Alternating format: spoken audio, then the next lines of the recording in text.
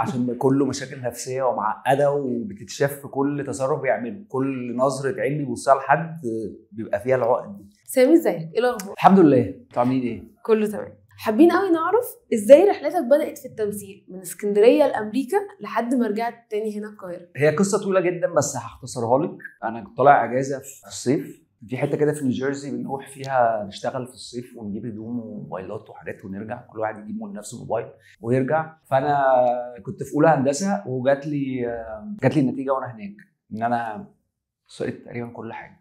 كان في ماده واحده ما سقطتهاش. فالمهم اتفقت مع والدتي ان انا هقعد وهكمل دراسه، بس هي كانت عايزه حاجه كارير. قررت ان انا هكمل بيزنس وخدت مسرح جنبه. فهي ابتدت كده، قعدت ال4 سنين المسرح دول، وفي اخر السنه عملت فيلم قصير راح مهرجان كبير في تورونتو وقابلت ايجنت هناك وحصل اللي حصل. ايه اكتر حاجه حمستك ترجع تاني للتمثيل لما اتعرض عليك دورك في الحشاشين؟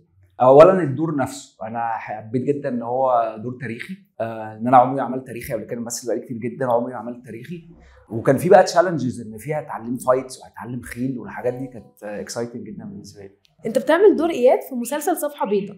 ايه الحاجات اللي شدتك تعمله لما قريت الدور، خصوصا ان شخصيتك كلها مشاكل نفسيه وحوارات؟ هو ده عشان كله مشاكل نفسيه ومعقده وبتتشاف في كل تصرف بيعمله، كل نظره عين بيبصها لحد بيبقى فيها العقد دي. فده كان دور حلو جدا ان انا اعرف اتعمق فيه. لو في حاجه في التمثيل شفتها في امريكا ونفسك تعملها هنا في مصر هتكون ايه؟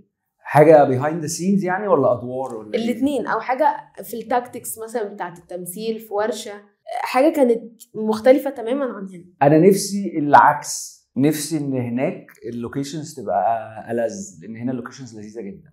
اياد شخص متعقد من الستات.